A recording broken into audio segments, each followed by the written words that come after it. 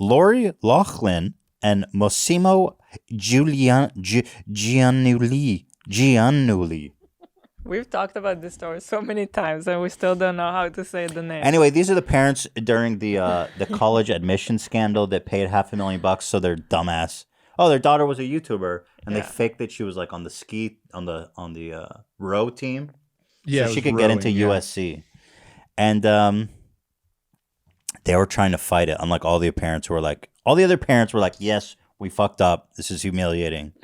We take the plea deal, whatever. I plead guilty." But these two geniuses wanted to fight it in court. And the government is just piling on charges, being like, okay, you don't want to take the plea deal? Here's another charge. They were looking at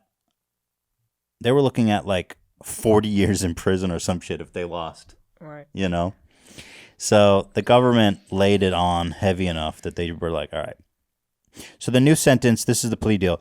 Lori has agreed to 2 months in prison and a $150,000 fine and 2 years of probation. But now... She also has to perform 250 hours of community service, which hopefully means her in an orange jumpsuit on the side of the highway.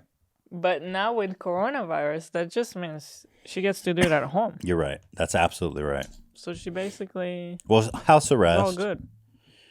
Well, they're definitely dragged forever. Yeah.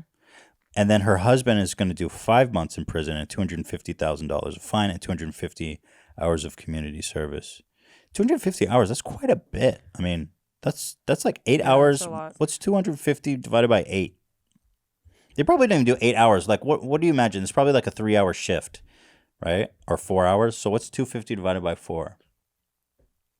We're talking about for when people have to do the community service on the side of the road or whatever. Yeah. It's a full day. Oh, it's like 8 hours? I've known a few people that that had to do community service. Damn, Dan. You took up their whole day. Okay, so what's a 250 divided by 8? Why are you doing this to us? I'm not smart enough to do that in my head. Why do you do that to us? Well, calculator, baby. You're the producer. I'm working on it. I'm working on it. 31 days. 31 and a quarter. So that's a straight month of, that's pretty good. You might do like a half. It's probably over 2 months or 3, something like that. And then it said he's going to jail for 5 months, huh? Yeah, but as Elo pointed out, they won't put him there because of the virus. They're going home. Yeah, they'll be under house arrest. Yeah. They had vowed to fight the charges. As for why the change of heart, they were facing multiple felonies. The feds kept adding charges the longer they resisted, and if convicted on all counts, could have served more than 40 years. Yeah, fuck that. Damn. Yeah, you take the deal at that point. Oh, yeah.